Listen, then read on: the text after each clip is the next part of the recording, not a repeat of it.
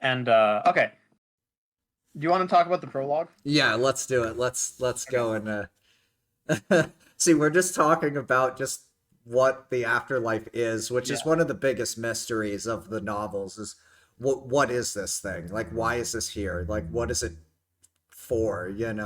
And But again, I just want to repeat, like that's the same question that we ask about Earth. Like it's not so different from Earth because like every yeah, Earth, like or the universe that we're in is like, why is it here? It's one of the big questions. So hmm I just love how we haven't escaped any of those questions. yeah, You know. yeah, Yeah. yeah. But anyway, so the prologue. The prologue is where you get introduced to um, your titular main character of Universe 8, Ben Reynolds. And Ben Reynolds, he's my least favorite of the five chosen apocalypse. But uh, I think that's just because like I wrote this book a long time ago, and it's like you know I but that's here nor there. He's still a compelling and interesting character, I think. And he's sitting at home, just kind of chilling with his grandfather, waiting for the rehearsal to start. Um, and he a strange man shows up at his house, and he's like, "Oh, that was weird." And then they rehearse with the band, get in the car, and Ben is like trying to keep his friends together as friends because like he's like stressed that they all hate each other, and you know and then the car stalls out on a set of train tracks. A portal opens up, and a steam train from Germany, built in around 1914, and it's a Golsdorf 380 210 for the rail fans in the audience. It comes out of the portal, pulling a long, long troop train, smacks the car, and all of them are dead. And Ben then wakes up in the afterlife. And that's a plot summary, but Yeah. So I really like that prologue because uh, it's the prologue, which it's kind of like it implies that the actual story hasn't happened yet. Like we're not in chapter mhm. one, and it takes place in the real world. So it almost seems kind of like a metaphor, or I don't know if that's the right term, but you know, um, it somehow implies that like the current life that we're living is just a prologue to the actual story. That's Uh, interesting. Whoa. Yeah. so I don't know. That's I just like how it's labeled as prologue and not chapter one because it kind of gives that. mhm. Yeah, Uh, I had people telling me not to do prologues. Like they were like, "No, you don't need a prologue." Like but like I feel like a lot of writers, when they do prologues, is they'll be like 1,000 years ago, and this warrior fought this battle, and like it doesn't actually have anything to do with the story right now.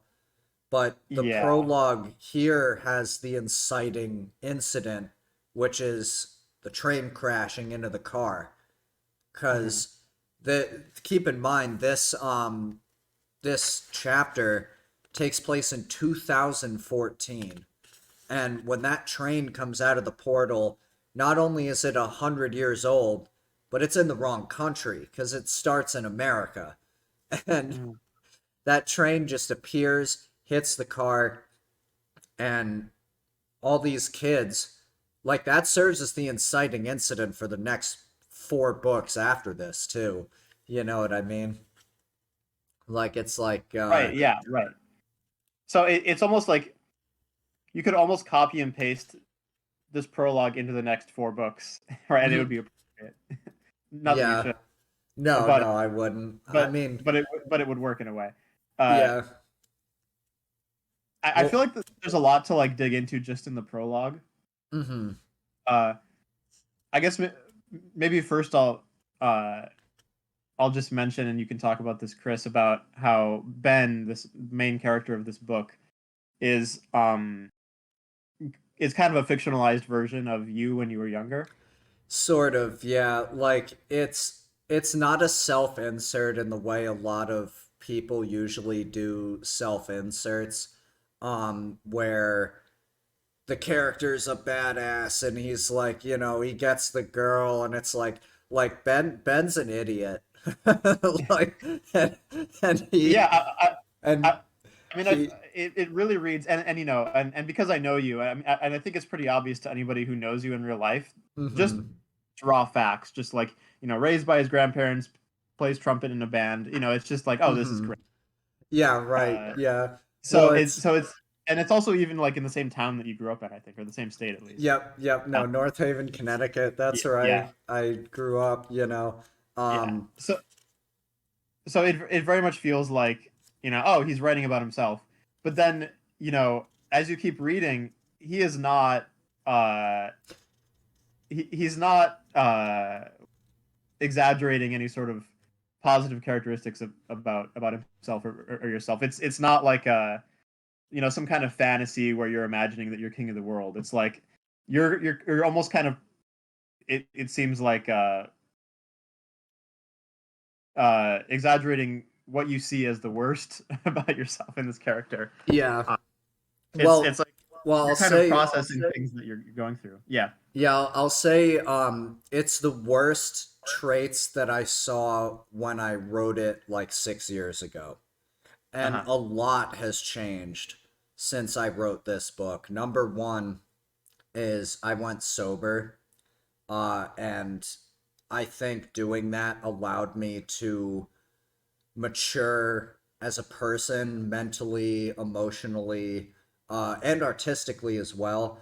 Um, because when I was still um, drinking and doing drugs and stuff, like I had this real twisted view of who I was, and I had a lot of anger inside that was kind of directed in the wrong place. Like it was like, oh, like, well, it's hard, it's kind of hard to go into, but like a lot of work on myself later, and now I kind of look back on this and I think it's kind of funny, because like I'm just like, wow, Ben really, because Ben is no longer like me.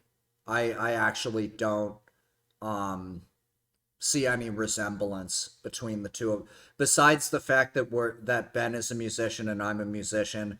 Ben likes trains and I like trains. Ben has autism, I have autism. Besides those three things, really, I don't see much of a similarity anymore, you know.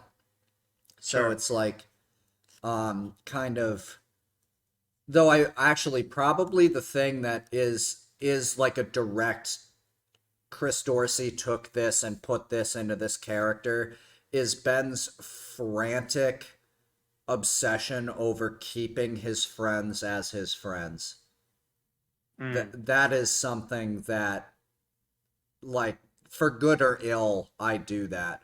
Like I care about my friends a lot, but it's like if they suddenly didn't, like my nightmare scenario, more horrifying than anything else, is like losing friends that I deeply care about, you know. And I think that was kind of why I used Ben as who he is because like that's his goal throughout the whole novel, is I need to find my friends because somebody told me they were here too, you know. And that's like his driving motivation in the story. So I think also the family the family relationships are also a parallel of your life. I think, right? Because Oh yeah. Yeah. we have a father who's um uh maybe well intentioned but has a lot of issues with substance Mm-hmm. use, and and he's raised by his grandparents and very and kind of idolizes his grandpa. Um, but I see Yeah. what you mean. In terms of personality, you feel that you don't really relate to Ben in the same way that you might have when you were Yeah. young. Yeah, Yeah. because like keep in mind this book is technically 6 years old. Like it it was like just a little bit of history about this book and like where it came from is so these were originally movies that I made with like my high school friends, and like they we didn't create characters. Like my writing chops were not good enough for me to separate my friends from characters, and no one could act, and like so Ben's original character was literally just me as I was, but as I grew I was like, oh, I can't put a self insert, like that's stupid, I can't do that. So I made Ben Reynolds as kind of like a like I don't even want to call Ben a self insert though. Like he kind of is, but it's like he wants different things than what I want. He's like more of like like I'm like looking back into like child version of me, but Ben's autism I think is a little more like just slightly more severe than mine is, cuz he like well actually but not really. I don't know. It's hard to say, you know. Like it's that's like something I feel like someone who's reading it could analyze better than I could because I'm like too in it, you know what I mean? Yeah. I'm not sure. I mean, I'm not sure that um, Ben's autism or even yours is all that obvious, except when it's like said that they have it. You Yeah. know. Well, when I go on a train rant, everybody knows. Like Yeah. Well, there's kind of the. I mean, like it's kind of a stereotype. The train thing. yeah, Uh, no, I mean but I'm pretty but basic in that regard. yeah. But um, I don't think that I would have ever suspected that like Ben had autism if I didn't read that he had it. That's interesting. Yeah. But I mean, I feel like a part of what makes like a person read as having autism is that their mannerisms and the way that they um kind of inflect, and you Hmm. get that reading right. Um so I think you get that Ben is very anxious for sure, but it's also like he's just been thrust into this world that's new to him, and he's like a teenager, so it's like you kind of can't blame him for being anxious. Yeah, right. Yeah. Well, So yeah, I mean that's like in the prologue he kind of gets a hint as to what's going to come when the conductor who is this sort of G-Man-esque character um who is, as far as we know, the only character who is able to travel between the earth and the afterlife and back, um like shows up and is talking to his grandfather Peter and is like, hey, like we're gonna take him today. And like Peter's like, oh, the deal still stands. And it's like, what deal? What mm, what? Like, and then almost exactly on the dot, train hits the car and sends all five of them to Universe 8. yeah. So yeah, I mean, and I guess then we're in chapter one. Yeah. Well, Uh, yeah, chapter 1, Super Goose Town. No, I'm and I'll maybe just like say too that this book is laid out in perspective. So each chapter, there's like a perspective character. yes. And So there are chapter one and also two is Ben, so it's told from Ben's perspective. So and this is very much in the style of Song of Ice and Fire. yep, yep. I'm not sure if J.R.R. Martin is the first person to do that. I don't really know. J.R.R. Martin. Wait, what am I saying? Or, George R.R. Martin. George. Oh, I'm combining him and Tolkien. So you can tell I haven't read I haven't read those books, but uh, I've seen the shows though. The movies. Yeah, that's fine. Yeah. Yeah, but so I'm not sure if he's actually the first person to do that, but No way. yeah, okay, so Yeah. no way. It is definitely this book is also doing that, and the whole series, I think. But uh, Well, yeah. Yeah, I mean, chapter one, Ben is kind of floating in this like Ethereum, like sort of this like place where it's like he doesn't have eyes, he doesn't have a brain or really a functioning body. Um, Yet he can still think kind of outside of himself, and he can still see outside of himself. And like he looks at a reflection of himself against the light and just sees his body is just burned to skeleton level. And he's like, well, how the fuck can I see? And then it's almost like the minute he thinks that, just all of these weird things start happening where his muscles and his like tendons and ligaments and bones and organs, skin, everything grows back. And he gets like these rags from seemingly nowhere. And he is dropped from the sky and he lands in a big field. And there's a single tree in the middle of the field. And he harkens back to this place that he knew in Connecticut called the Field of Dreams, which is a real place, though the tree is no longer there. It was chopped down in 2015 at West Rock Park in Hamden. Still a beautiful field, still a great place to hike, but and he realizes almost immediately he's not in Connecticut anymore, and that this is not the Field of Dreams, this is somewhere else. And he finds a sword, a katana, lodged in the tree, and he goes to grab it, and it, like, I'm not sure if this is the right description, but it fuses with his body. Like every time he breathes, the sword swells and depresses.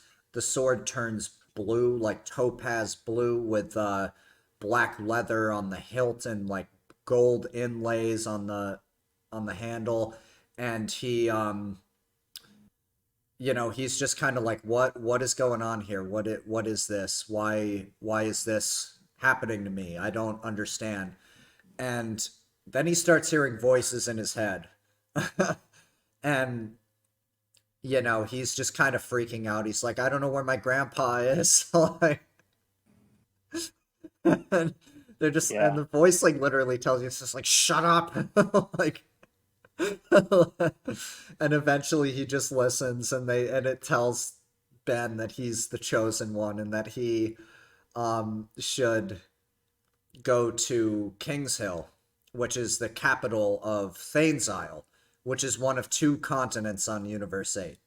So we're already getting into some geographical bullshit here, but his whole adventure starts here. And there was actually, so when I was reading this for the audiobook, part of me was kicking myself. And the reason is because I was like, who the hell is this voice speaking to Ben? Like, I never established who this voice is. But then I thought about it and I was like, wait, this is the conductor talking to him. Like, that's the only person it could be. You know what I mean? Like, because he's an egotist. He thinks that it's his kingdom, right? Like, he's mean to Ben because he's a jerk, right? And like, let me see. Also, so later on, it's like said that it's wisdom. It's the wisdom. Right. The wisdom comes after he gets the sword. So the Oh, so voice that's a different changes. voice. Yeah, when he's falling through the void, it's like Benjamin came the deep calming voice of his grandfather. I don't know, nobody knows, it just happens. Like your mind sees what it sees, for it is my will, I create all, and thus I give your story life. That like I was reading that and I was just like, that sounds like God, but there is no God. So who the fuck is it? You know? And Interesting. So I assumed, because when you read on to like chapter 2, he has an internal voice and it's called the wisdom. yes. Yeah, And so the I sort of thought that was the wisdom talking to him. Um, well, I guess it could be up to interpretation, but you sure. know, it's kind of, I guess, my fault a little bit because because later I'm very, very picky with when the wisdom speaks. It speaks a lot in book one, but in the others, it pretty much only shows up when the character is like in massive distress. You know I what I see. mean? Like, and like maybe at first when it's like when the sword is bonding with its user, that that sort of thing. But yeah, the sword is a wisp blade. It is in all intents and purposes a lightsaber, but it's a crystal sword in the shape of um like a real sword. It's not like a laser, but it has very similar properties to a lightsaber in the sense that, well, actually, this is sort of different than a lightsaber because it can slow the wielder's perception of time down, allowing them to deflect projectiles of various types, arrows, crossbow bolts, bullets, even, you know. Um, and if they're skilled enough, they can, like, continue to do this, but, like, there is one thing that is mentioned, that shotguns negate the wisp because there's just so many pellets that you can't block them all, you know, Hmm. and Yeah, sure. that's how, like, so the Apocalypse enemies have been the blunderbuss for Mm. since they were invented, um, and And also blue steel. yes, blue steel. Well, blue steel is blue steel is interesting, um, because it's a supposedly this naturally occurring metal, right? That you just dig it out of the ground, melt it down, forge it into the shapes you want it to be, and then it can be just like this indestructible, almost like you know, armor, or like you can make tools out of it. Like you can make anything you can make out of iron or steel or anything like that, you can make out of blue steel. And blue steel is multiple orders of magnitude lighter than iron and steel, and it's more malleable, and it's also like, you know, it's on par to some degrees with wisp, which is the material that the wisp blades are made out of, also known as the crystal that binds, but nobody calls it that. You know, because that's a mouthful. Just call it wisp, you know. Sure. Yeah. But um yeah, and apocalypses are weak to blue steel, to the point where if they get cut by blue steel, it burns them, and like, you know, it can also cause like hallucinations, and like, you know, if an apocalypse were to get shot with a lead bullet, for example, they would get hurt, but they, you know, they could walk it off eventually. A blue steel bullet would be just like a regular person getting shot with a regular bullet. You know what I mean? Like, it's, in Sure. fact, it would be worse because it also has that, like something in blue steel reacts with apocalypse blood in a very, very unpleasant way.